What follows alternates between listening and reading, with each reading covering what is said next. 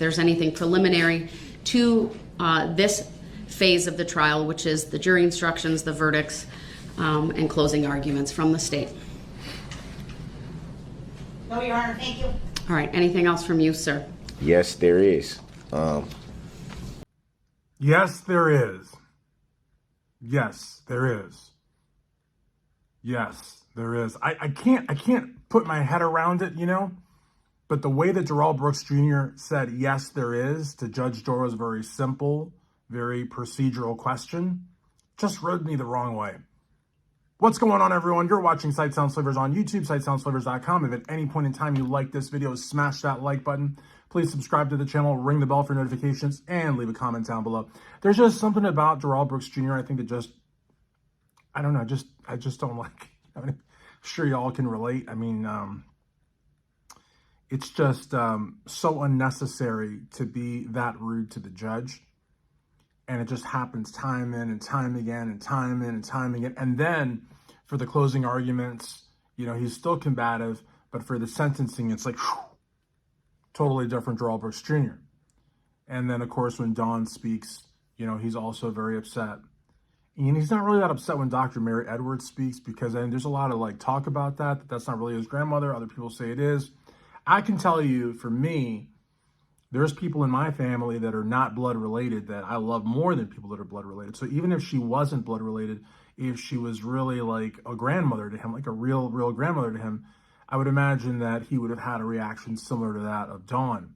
But that doesn't mean that that's not his grandmother. It may just mean that they weren't close. Now, when Erica Patterson doesn't know who Dr. Mary Edwards is, and even when she did the interview, I believe, with the Norman Nick show, I could have sworn that I heard Norman say Mary Edwards, and Erica had no idea. Now, granted, he said that in a list of 10 people, even more so because she should have really jumped out, even if, they weren't close. You hear 10 names, the only name that she knew was Dawn and the roommate. So she knew the roommate, but she didn't know the grandmother. That's not a good sign. But again, I don't know.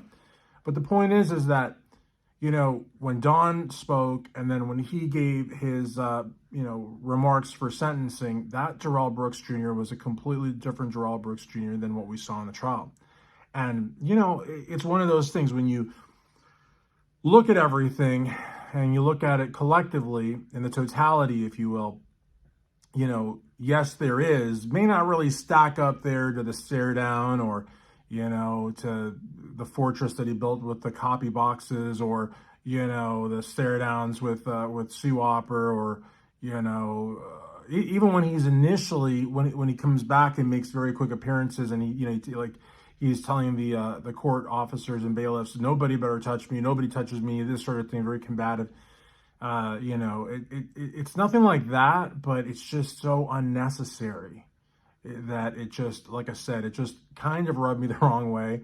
And I know that people are going to say, you've already said that. I know, but there's just something about this trial that, I think that a lot of us are in that same boat, I mean, how many times are we going to watch this thing?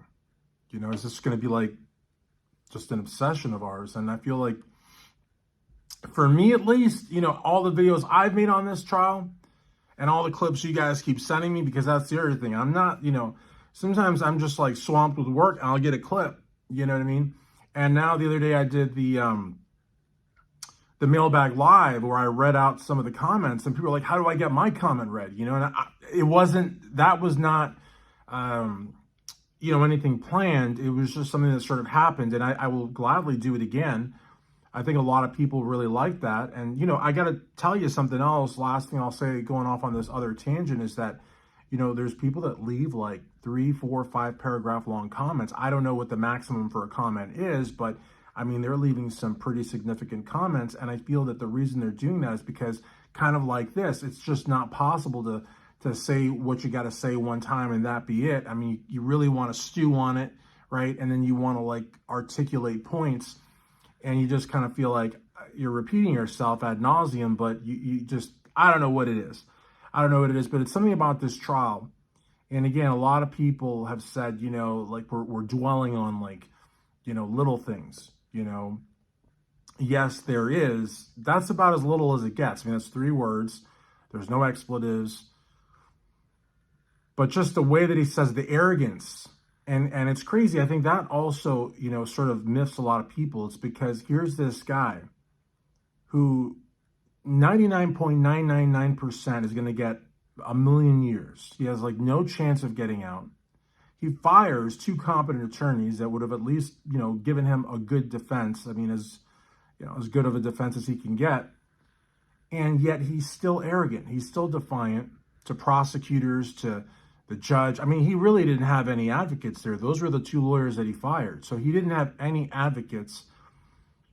He was very much by himself. And even, with those two attorneys there, I mean, he was by himself morally. I mean, they weren't there to morally support him. They were there to legally defend him or make sure that, that his rights were defended. But again, he really, and I think maybe that's why he really broke down the way that he did when Dawn spoke, because Dawn would have been one of the people that was there for him, the roommate as well. Dr. Mary Edwards was there for herself, and I'm sorry, I'm not trying to, pick on Mary, but I mean, honestly, how much time did she actually spend talking about Darrell Brooks Jr., her grandson, or the victims, more importantly, way more importantly than Darrell? And she talked about the victims a little bit, but I feel like her appearance was basically grandstanding. In my opinion, that's what it was. And I'm not, super impressed by it. But the thing about it, though, is that the arrogance, I think, is what gets a lot of us, is that, in that situation where like literally nobody is there for you, nobody is your friend, nobody's got your back, you've done something very horrible. And yet, even at that stage, you're still like, arrogant, you're still, a pain in the butt, you know what I mean? And you just feel like the world owes you something, and in fact, when he, in another clip that I'll probably put out at Everything Else channel, hopefully you guys check that out, everythingelsechannel.com, sister channel, brother channel to Sight Sounds Flavors. There's a clip there where he tells the judge that she should recuse herself because she's not doing right by we the people. And it's interesting because he sees himself as we the people. Now, granted, we're all we the people, right? But no, he sees himself as we the people, like directly, because he's saying that the judge isn't doing right by we the people because she's not allowing any of his pieces of evidence in, because she's not ruling on any of his objections favorably. So it's just weird, the arrogance that he would say that we the people not being represented means he's not being represented. In other words, or better yet, the fact that he is not getting what he wants means that she's doing wrong by we the people. Not to mention the fact that she's doing right by all of the people in Waukesha, all the victims, all the survivors, all their loved ones. No, she's not doing right by him, so therefore she's not doing right by we the people, and so she needs to recuse herself. And it's just that, coupled with, yes, there is, that is enough to make a lot of us just be like, you know what I mean? Because it's like, how can you be this conceited given the situation you find yourself in, given what you did? How can you be this conceited, this arrogant, this much of a pain to be around?